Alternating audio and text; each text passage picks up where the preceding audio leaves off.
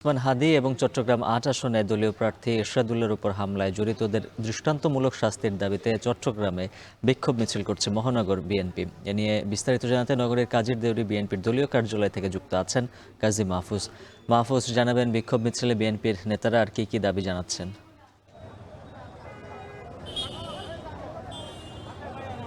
ইনকিলাব মঞ্চের মুখপাত্র শরীফ ওসমান হাদী একই সাথে বিএনপির চট্টগ্রাম ৮ সংসদীয় আসন থেকে মনোনীত প্রার্থী এরশাদুল্লাহর উপর যে দুর্বৃত্তের হামলা হয়েছে সেই হামলার প্রতিবাদেই মূলত আজকের এই বিক্ষোভ সমাবেশ বিএনপির, যদিও এটি কেন্দ্র ঘোষিত একটি সমাবেশ।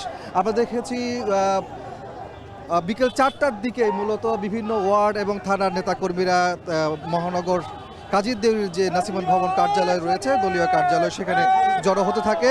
একটু আগে মূলত মিছিলটি শুরু হয়েছে। আমরা দেখতে পাচ্ছি যে নেতাকর্মীরা সেই মিছিলে অংশগ্রহণ করেছে। বিএনপির চট্টগ্রাম বিভাগীয় সহ সাংগঠনিক সম্পাদক এবং চট্টগ্রাম ৫ সংসদীয় আসন থেকে বিএনপির মনোনীত প্রার্থী ব্যারিস্টার মীর হালাল এই মিছিলে নেতৃত্ব দিচ্ছেন, আমরা সেটা দেখতে পাচ্ছি। পাশাপাশি মহানগর নেতৃবৃন্দও কিন্তু এখানে রয়েছেন। বিভিন্ন ওয়ার্ডে স্বেচ্ছাসেবক দল, যুব দল, ছাত্র দলের নেতাকর্মীরা এই মিছিলে অংশগ্রহণ করেছেন।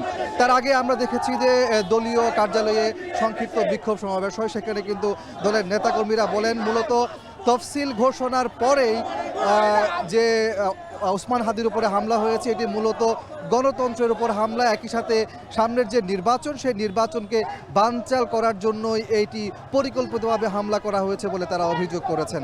এবং তারা বলছেন যে এর আগেও বিএনপির চট্টগ্রাম ৮ আসনের সংসদীয় যে প্রার্থী তার গণসংযোগেও গুলি বর্ষণের ঘটনা ঘটে। তো এটি একেবারে পরিকল্পিত একটি হামলা, তারা এমনটি বলছেন। এবং যারা এই হামলার সাথে জড়িত তাদেরকে আইনের আওতায় এনে দৃষ্টান্তমূলক শাস্তির দাবি করছেন বিএনপির নেতাকর্মীরা। অন্যথায় গণতন্ত্র হুঁচট খাবে পুনরায়, তারা এমনটি বলছেন। এবং নির্বাচনকে প্রশ্নবিদ্ধ করা হবে এমন অভিযোগ তারা এই মিছিল পূর্ব সংক্ষিপ্ত সমাবেশে বলেছেন। চট্টগ্রাম থেকে বিএনপির বিক্ষোভ মিছিলের খবর জানাচ্ছিলেন কাজী মাহফুজ।